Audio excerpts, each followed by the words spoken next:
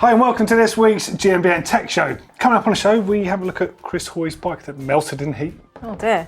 VHS have come out with some new colour options. We've got more quiz questions for you. And there's some speculation on the new Specialized demo and Enduro frame. Oh, really? Apparently.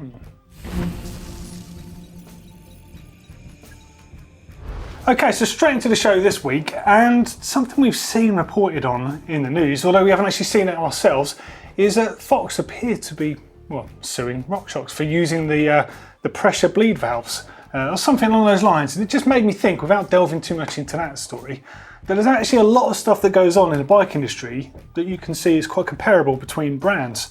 Kind of same but different, I guess you could say. Now, one of the most famous ones that happened, of course, was the split pivot by Dave Weigel and the ABP active braking pivot by Trek, which over time has settled itself out. But you can see a bit of the confusion there between the two.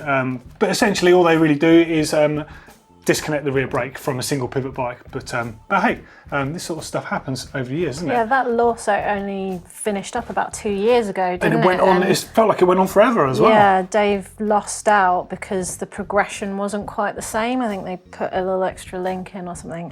And it's, yeah, basically wasn't copying a patent, but so similar that you'd think, well, surely that's copying. But if you don't patent that thing, the actual pivot system. Pretty wild, isn't it? Yeah. They can be that similar. So I guess Trek and Dave Weigel both say they're not similar now. Probably. Or would they? Maybe I'm just putting words I don't know. But it's happened before with Weigel, because in case you're not aware, Dave Weigel has designed a lot of different suspension systems, some exclusively for brands, some that have been sort of licensable, so he's using them on pivot bikes, for example, and Ibis bikes use the DW link. But it's very similar in its actuation to the Giant Maestro linkage, and that was another sort of lawsuit that went on for some time, just because they're kind of treading on each other's toes. Really. Yeah, and Nolly started suing Intense as well a few years back because they said their suspension system was the same on the Intense bikes as the Nolly, because their seat tube was in front of the bottom bracket. In the same position, so basically. Copied it. Yeah. It is mad, actually, how similar some things are. And actually some stuff doesn't sort of go as far as that. So if you look at the original Maxxis Minion DHF, so the front tyre, and you look at the Vittoria Mazda tyre, they're very similar. I mean, for good reason. You'll see this with a lot of tyres because there's certain patterns that just work really well.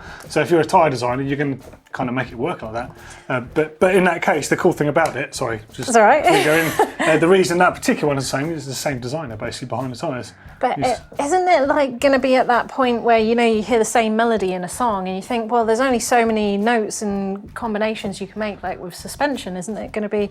There's only so many combinations of pivots and bars that you can make. You're going to overlap at some stage. I hope you're wrong, because it does kind of go like that. I mean, look at a lot of modern music. Not all, of course. There's some great music out there, but a lot of it is just sampling old stuff, which is great because it's kind of a nod to the past where the cool stuff happened, but using it in a different way. But there's more original stuff is kind of harder to find. So here's one that made me laugh. So SRAM put a video out praising using the power of dot fluid in their brakes, and basically saying it was far superior to mineral fluid, kind of setting themselves up here for when they launched their mineral fluid brake, which cracked me up.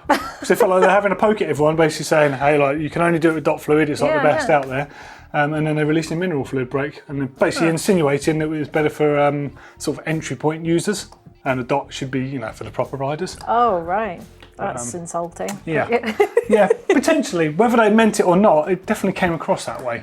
Well, I feel sorry. I'd be interested to see how the Fox RockShox or SRAM thing turns out, because they've only just stopped fighting over chain rings and some other patents, which only finished at the end of this year. I forgot about that. So it's like they finished, they agreed that it was all costing too much on suing each other, they put their weapons down, and now RockShox has done this. I feel like what might happen will actually be similar. I've forgotten about that. That was with Raceface, wasn't it, with the chain rings? So Raceface had to pay a licensing fee to SRAM, and I bet it'll be a similar thing that SRAM might have to pay a RockShox have to pay a licensing fee to Fox. I mean, hey, everyone's protecting their designs. It's fair and square in business terms if you think about trying to protect what you've done, so it's not as bad as it sounds from the outside. I'm sure it literally is just some lawyers in a room saying, hey, you can't do that, it's very similar to us. Probably. And it's not really down to the people that are actually doing this stuff. I like it. I think there's copying and then there's improving, and that's how we get progression. So I'm in the camp of, I think it's a good thing. But you know what? You let us know in the comments below. Is having the same but different a good thing? Is the progression a good thing? Let us know down in the comments. So into news, and the first thing in news this week is something that we've seen. In fact, Josh the cameraman saw this on Twitter because he still uses Twitter, which is, bless him, quite old now. But and he's under the age of 40. Yeah, well, which is funny because the person that put this on Twitter isn't. So this is Sir Chris Hoy, obviously needs no introduction, one of the greatest cyclists this country's ever seen. And, well, his shock on his bike melted in the heat. So in case you're unaware, we've had a bit of a heat wave in the UK, which clearly isn't that hot on the grand scheme of things for many other countries. It was over 30 degrees. It was 40 degrees when I was filming in London the other day. That's and anyway, the elastomer shock on his bike literally melted. I actually thought it was a bit of a joke post at first when Josh sent me it, because it just looked like a puddle of ice cream. burger sauce basically on the floor. But he showed the shock absorber, which had an elastomer rubber rear shock on there. And I've got to say, I've got to praise Sir Chris. Like, the condition of the bike looks immaculate. It does. I'm wondering if he is actually a collector or if it's just like the Sunday bike. But more importantly, I reckon there's someone out there watching this show that might even have a spare one of those rear shock bumpers lying around. If you do, get in touch with us and we'll put you in touch with Sir Chris Hoy, because that'd be pretty cool to solve that. Do we need to launch a hashtag Help Chris Hoy? Help Chris Hoy, yeah, 100%. Yeah, so get involved down there if anyone has an old Proflex rear shock absorber there, or a spare that we can spare for Sir Chris Hoy. Bless him.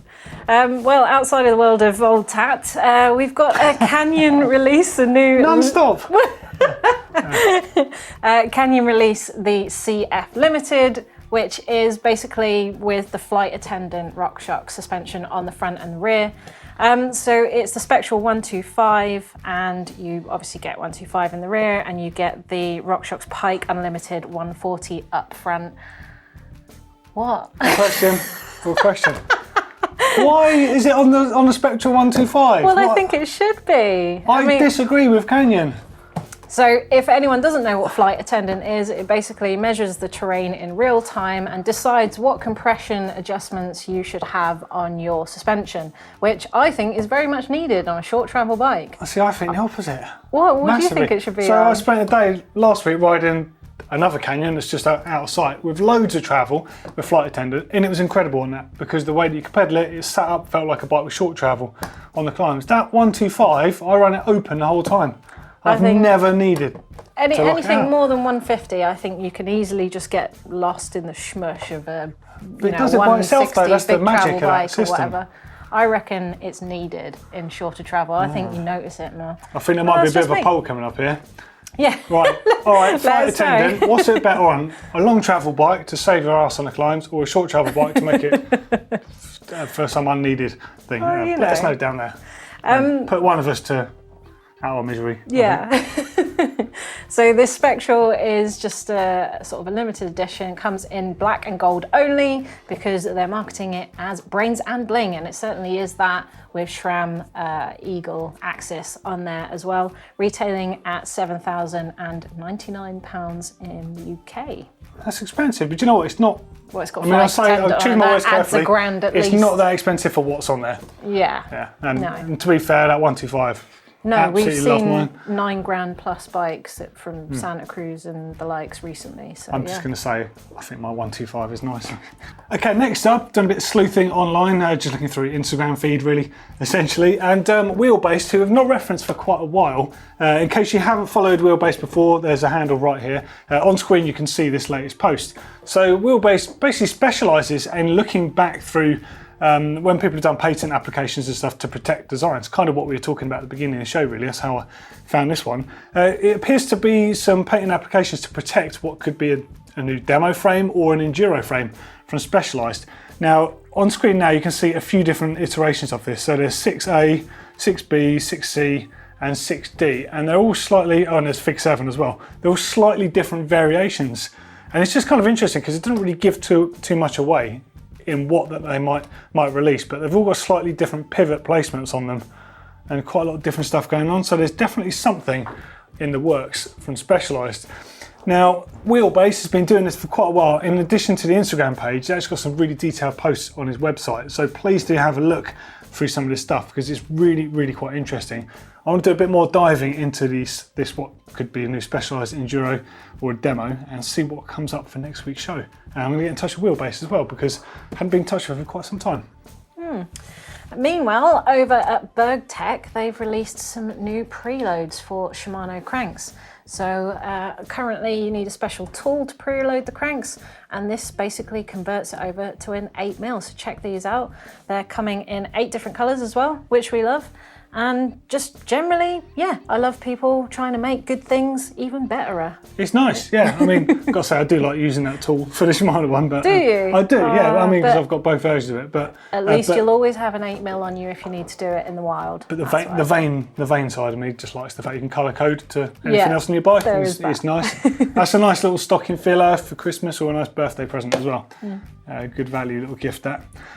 Next up and last up in news, VHS, that is Velocity Hucking Systems. To you and I, they make that, so it's basically a 3M tape with the air bubbles on it. We've got some floating around somewhere unless someone's pinched it. Essentially to put on the chainstay of your bike, a bit like the 3M mastic tape I used for quite a long time, except this stuff looks much more finished. It looks like it actually belongs on the bike, like a lot of brands are actually offering as standard from now on. It means you can silence your bike and make it look neat. Except now, instead of just coming in black, it comes in 6 other colours. So there's red, purple, orange, white, green and blue. And they're quick to say that they clean up properly as well. So chain oil won't stain it, leaving sort of dirty black, grey, grubby marks on there. So they will clean up like new. It just looks great, looks good to me. So $26.99 in the UK. It's available overseas as well. I haven't got a pricing for that. It's 350mm long, so pretty decent length, and 75mm wide. So trim it down for if your chainstays are on the thin side, or if you've got big burly ones, you can get to cover the sides as well. Make your bike silent. That purple one's calling my name. They're all cool. What would you put a purple one on? The yellow Scout.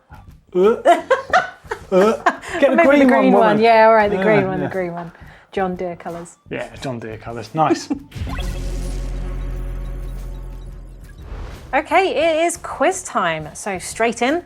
First question, British brand Burgtec first became well known for making which particular product? Interesting. Next up, there's an inverted fork company, Intend BC. You might have seen me reporting from their stand, in fact, at Eurobike recently. So they specialise in making inverted upside down forks, or if you're motorbike world, just a pair of forks. But what Italian brand made a 7-inch travel inverted fork in the early 2000s? And for your third question, what kind of suspension platform does Trek mostly use on its bikes? May not be what you expect. Okay, now it's time for a rewind. This is quite cool because I've been like rummaging through all sorts of stuff to make a video for RockShox. And in doing this, I've been back through just a load of old magazines now. I thought Is this going to be photos of you in cut-off jeans all on your sorts bike? of stuff. No cut-off jeans. So this one's a Steve Pete, 1996 Nice. World Champs in Cairns in Australia, with a pair of early boxer forks on there. And to go with that, there's also him and Warner, who look a little bit like Beavis and Butthead there. Yes, definitely. I think that's proper still old school. So young, but still looks like Steve. Like, so those two pictures are mine. Justin Loretz actually gave me those, so I need to give those back to him. And in fact, along with this one, so this is Tim Flux. I don't know who the other mechanic is, but that's also at the same World Champs, it looks like. The Tim Fluke TF Tuned that we did the video Indeed, yeah. So that will be him sorting out Petey's fork. And then these three, I think you recognise who's this person, do you? Petey? That's me. And Petey? No? Me. Yeah, because you were lookalikes. And me running my first pair of RockShox forks, which is a pair of RockShox Quadras, which were kind of terrible, but they were great at the time because RockShox did something which they still do now, and they basically give you, as an entry point user, something that looks just like the high-end fork. So you can feel like you've got the great thing that all the pros have, but you can afford it. And for that reason, I absolutely love that brand because of those things. And the being able to sort of upgrade as you go along and keep making your forks better and better. 100%. You start at the entry level, that's great. Right, now here's a couple of tools I've forgotten about, the hyper cracker and the cassette cracker. Now these things were genius at the time. So unless you have like a cassette tool and a chain whip, you can't take your cassette off. Yeah. But this one, because you could only work little quick releases, you take your rear wheel off, right, you put that in place where the tool would go, put your wheel back in the bike, pedal it forwards and that would rest against the chainstay and would undo your cassette. I think Genius. they're still making those for That is modern a bikes. genius tool. If someone still makes something like a hypercracker, I need to they know do. about it. I'd completely forgotten Yeah, about no, it. it's a pocket. They call it like a pocket cassette removal. Yeah, or what a something. brilliant thing. And then I've got a cassette cracker as well, which is basically like a chain whip, works using your chainstay basically to tighten it. Yeah, it's just a great thing for travelling. Portable toolkit. And this is in a magazine from 1992. This is When all insane. the tech happened. Yeah, and then I also saw these old AXO shoes, so the mission control shoes. They were really cool, but what they did do later on was they took the sole off those and they put it on these AXO ponies. Don't know if anyone remembers the AXO pony, but that shoe was like it was like a hiking boot. They look like what hipsters are wearing nowadays. No, these do. From These charity look shops. bang on point, these ones now. They look like charity shop Reeboks. It was just cool as, and there's obviously some weird stuff going on in here. Found this about Giuliana Furtado, so that is who Giuliana bikes are named after. She is one of the early world champions. She won cross-country world champs in 1990, and this advert for Saracen bikes, which I remember not understanding or getting at the time, and I still don't get it. I don't get it. But pretty cool though to see. Things have moved on, thankfully. If you've got any old random stuff like this, show it to us. I love having a look, going a bit down memory lane, realising how good stuff is today because it was. We were going to collect adverts that probably shouldn't be around, were we not? Maybe our help readers can. That's a great idea, in fact. Yeah. So send us a link. There was some questionable bike advertising over the years. Now we don't necessarily need all the stuff that used to have women in, like all the Marzocchi adverts. That was a classic example of stuff you shouldn't be doing. But I'd love to see if you've seen anything over the years that you just question, like what is the point of this advert? What's it doing? And if you can find anything, send it in to us. Use the uploader in the rewind section. Chuck it in there, and then we'll do something with it. The YT Capra goat just bundling people into black vans. Yeah, that was very random. Was weird. Yeah, but it was really well made though. Okay, comment time from last week. And last week you were talking about e-bikes taking over and all the tech coming from e-bikes. And surprisingly, I thought we'd get a lot of people going, oh, I order in the comments. And actually, most people they're all right with e-bikes. But I'm starting off with one guy, Mark Stuckey, who said, I'm super concerned about the e-bike development. Shops are full of them. I heard rumours about one of the biggest brands planning to no longer deliver normal mountain bikes to my country. We traditional mountain bikers are being neglected, and he's worried about it, basically. I can kind of see that from a manufacturing point of view.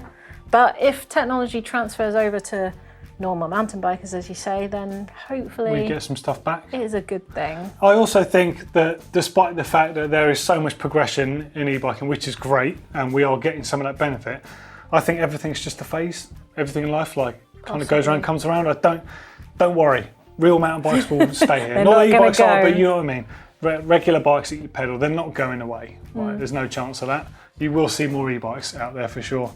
Next comments from Nagy Levi. Says, I think traditional bike tech's reached a point where it's as good as we need it. I think we say that every year pretty much. I still think some things need some work. As for e-bikes, I like them fine, but I think it's first world tech designed for those fortunate enough to afford a new bike every 5 years. Yeah, possibly. Yeah, do you know what? Like, I kind of agree with that, but also I don't know how I feel about all this stuff yet. It's such a new market that, the pricing does seem pretty crazy to a lot of people, but also I think it's so exciting because the same thing's happening in the e-bike world that was happening in mountain biking in the late 90s, where just everyone is furiously developing new stuff the whole time. So I've said this before, if you're going to invest in an e-bike and you didn't think it was a good idea to do it now, just sit back a bit, because the rate at which stuff is progressing will slow down again and things will get more reasonable. Yeah, we haven't seen that 5-year period happen enough to know what's going to happen really. Yeah. So JC Blabowski says, I am a bike mechanic, live in Tennessee. I was a hater, but I've seen a lot of customers who wouldn't normally get on a bike having a blast on e-bikes. That's what it's all about really, isn't it? Anyone on a bike having fun is great in my books. Yeah, you can't hate them for that reason. Yeah, and the last one says from Fran, I'm not sure if the constant us versus them when dividing EMTB and MTB is necessarily useful or healthy. They're just all bikes. Yeah. Oh yeah, no, I completely agree. We weren't hating.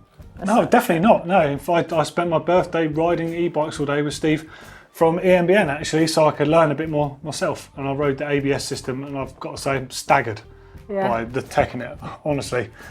He said it, and I try not to listen too much because he loves what he does. Jonesy. But honestly, that invention, where it's going to go, I have no idea, but I don't think I've ridden anything that affects a bike that much since suspension and probably dropper posts. I've never I think been it's massive. that excited about new tech as when I heard about that. Yeah. I'm excited to see that coming in. Yeah, it's mega. I've got a phone call with Bosch coming up because I want to talk to them about the future of what that tech is going to do. I think it's insane. Okay, it's that moment you've all been waiting for. It's the quiz answer time. So first up, we've got the British brand Burgtec, and they first became well known for making which particular product? It was the Penthouse Flats, the infamous flat pedals. Yeah, there's a lot of people who run those over the years. They were going to do a cheaper version at one point, but they didn't have the guts, and they were going to call it the council flat. But I don't think many people would have got that outside of the UK. But. No, probably not. Next up, Intend specialise on making inverted stroke upside down forks, whatever you want to call them. What Italian brand made a 7-inch travel upside down fork in the early 2000s? It was Marzocchi with the Shiver, and they also made the Shiver SC, which is a single crown version, both of which were flexible, you could say. But there was something quite good about that flex once you got used to them. You could actually thread the bike through sort of notches and that unbelievably well without knocking it offline. So you might have heard people talking about really, really stiff forks being hard to hold onto. There's a fine line between flex and stiffness. And actually, although they were really bendy, I had a set for a while and I loved riding them. They were good. And third question was, what kind of suspension platform does Trek mostly use on its bikes? We mentioned the EABP suspension earlier, which you may mistake it for a 4-bar, but it is in fact a single pivot with an extra link to drive the shock. That's exactly right. Yeah, it's got that. So it's kind of around the axle. You don't even really see it, to be fair. No. Same with split pivot. They're seeing all the confusion about that stuff. But the neat thing about it is the fact it's there in hiding in plain sight. Yeah, all good stuff. Nice. Nicely done. Well, that's the end of this week's show. Hopefully you enjoyed stuff. Don't forget to get involved down there in the comments and get back to us about that stuff we've been talking about, like weird adverts for bikes and things like that. And duplicate products. Yeah, interested to see what you come up with. We'll see you on next week's show.